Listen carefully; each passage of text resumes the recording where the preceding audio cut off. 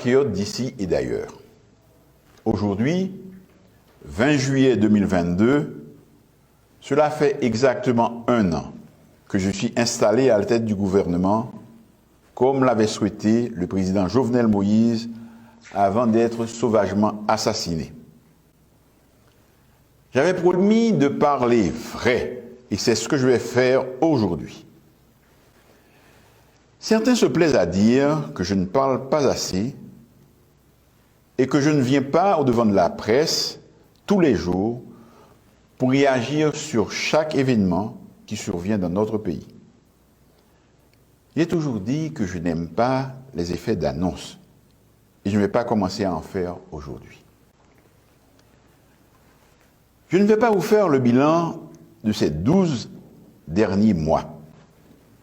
Je laisse ce soin à d'autres et je prendrai en considération toutes les critiques constructives qui seront faites.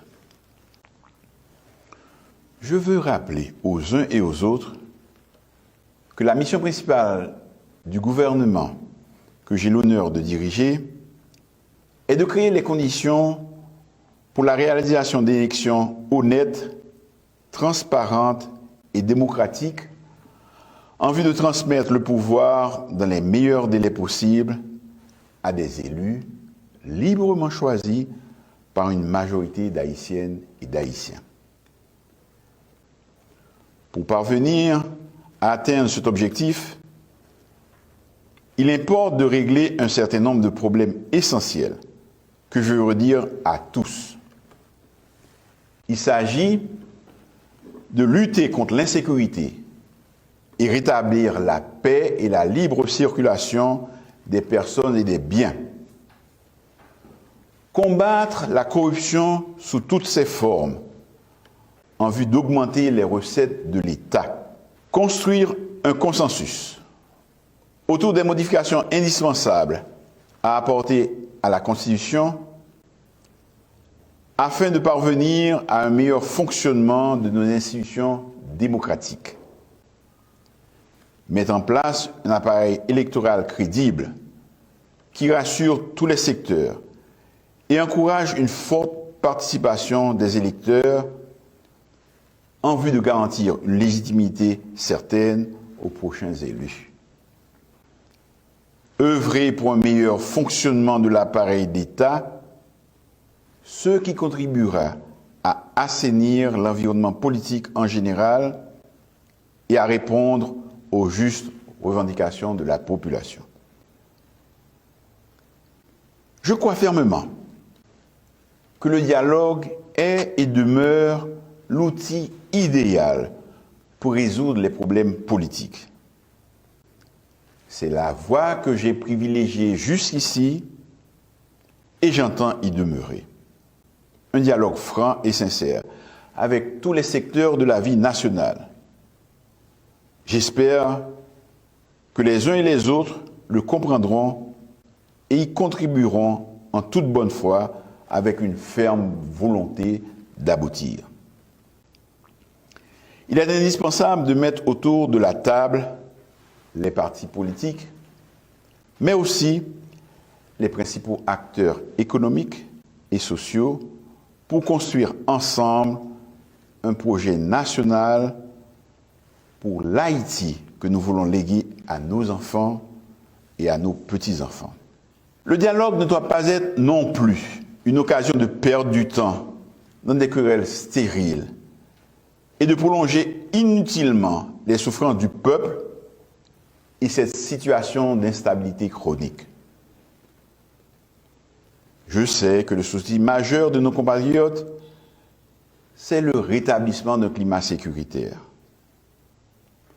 Mon gouvernement y travaille sans relâche. Avec l'aide de la police nationale d'Haïti, nous avons commencé à obtenir quelques résultats et à contenir les actions des gangs. Je veux ici réitérer mes félicitations à nos policières et nos policiers qui se donnent sans compter et prennent tous les risques pour nous protéger et nous servir. Ils ont besoin du soutien moral et de l'encouragement de toute la population. nous remercions tous ceux qui leur apportent un encadrement logistique. Je tiens aussi à rendre hommage au peuple haïtien qui a fait preuve d'intelligence et de maturité en ayant compris la décision que le gouvernement a été dans l'obligation de prendre en diminuant les subventions aux produits pétroliers.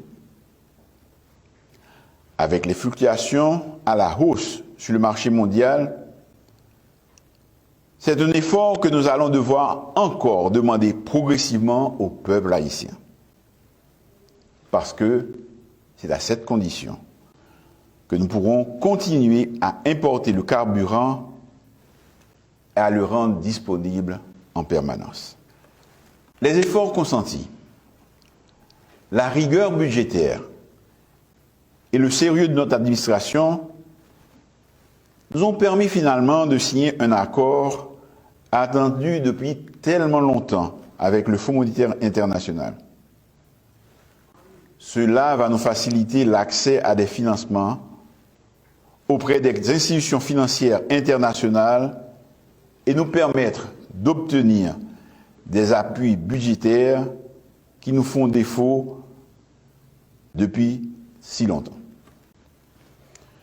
Cette rigueur dans la gestion, nous allons la poursuivre sans désemparer, en engageant résolument la lutte contre la contrebande et les trafics en tout genre. Les enquêtes ont pris un certain temps, mais nous commençons à voir les résultats tant à la douane de Port-au-Prince qu'en province. Le même travail sera fait dans tous les ports du pays, mais aussi à la frontière. En plus de stopper l'importation illégale d'armes et de munitions, cette stratégie devrait nous permettre d'augmenter les recettes du trésor public. Tous les parents d'élèves ont certainement apprécié le fait que, malgré les nombreuses difficultés, nous avons pu boucler une année scolaire complète et organiser les examens d'État. Des écoles ont rouvert leurs portes dans des quartiers difficiles, ce qui est une bonne chose pour nos enfants et pour l'avenir de notre jeunesse. Nous avons également, en regard de l'inflation, accordé une augmentation allant jusqu'à 49% aux fonctionnaires de l'État. Et nous projetons de faire mieux à la dimension de nos ressources financières. Dans moins d'un mois, cela fera 1 an depuis que la péninsule du Sud a été frappée par un violent séisme. Plusieurs opérations de relèvement et de reconstruction sont en cours et nous allons les poursuivre. Dans les mois qui viennent, nous devrons tous converger nos efforts pour rassembler la famille haïtienne et travailler ensemble à la reconstruction de notre patrie commune. À nos sœurs et frères de la diaspora, je veux dire que la situation de notre Haïti chéri est critique, mais pas désespérée. Notre pays est malade, mais je peux vous assurer